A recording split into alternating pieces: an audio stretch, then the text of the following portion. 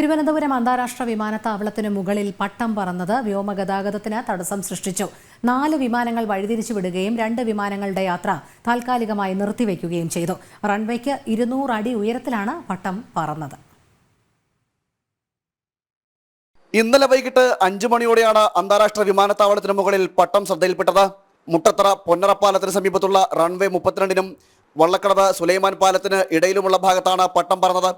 റൺവേക്ക് മുകളിൽ 200 മീറ്റർ ഉയരത്തിൽ പട്ടം പറന്നത് 2 മണിക്കൂറോളം വ്യോമഗതാഗതം തടസ്സപ്പെട്ടു. വിമാനത്താവളത്തിൽ ഇറങ്ങാനിരുന്ന 4 വിമാനങ്ങൾ വഴിതിരിച്ചു വിടുകയും പുറപ്പെടാനിരുന്ന 2 വിമാനങ്ങളെ യാത്ര താൽക്കാലികമായി നിർത്തിവെച്ച് ബേയിൽ തുടരാൻ നിർദ്ദേശിക്കുകയും ചെയ്തു. വൈകിട്ട് 4:20 തിരുവനന്തപുരത്ത് ലാൻഡ് ചെയ്യേണ്ടിയിരുന്ന മസ്കറ്റിൽ നിന്നെത്തിയ എയർ ഇന്ത്യ എക്സ്പ്രസ്, തുടർന്ന് ഷാർജയിൽ നിന്നുള്ള എയർ അറേബ്യ, ഡൽഹിയിൽ നിന്നെത്തിയ എയർ ഇന്ത്യ, ബാംഗ്ലൂരിൽ നിന്നെത്തിയ ഇൻഡിഗോ എന്നീ വിമാനങ്ങളാണ് വഴിതിരിച്ചു വിട്ടത്. ലാൻഡ് ചെയ്യാനെത്തുന്ന വിമാനങ്ങൾക്ക് പട്ടവും നൂലും അപകടത്തിന് കാരണമായേക്കും എന്നതിനെ തുടർന്ന് സ്ഥലത്ത് അടിയന്തര സുരക്ഷാ സന്നാഹങ്ങൾ ഏർപ്പെടുത്തി. തുടർന്ന് വിമാനത്താവളങ്ങളിൽ ലാൻഡ് ചെയ്യാനുള്ള വിമാനങ്ങൾക്ക് ആകാശത്ത് ചുറ്റിപ്പറക്കുവാനുള്ള ഗോ എറൗണ്ട് സന്ദേശം എയർ ട്രാഫിക് കൺട്രോളിൽ നിന്ന് നൽകുകയും ചെയ്തു.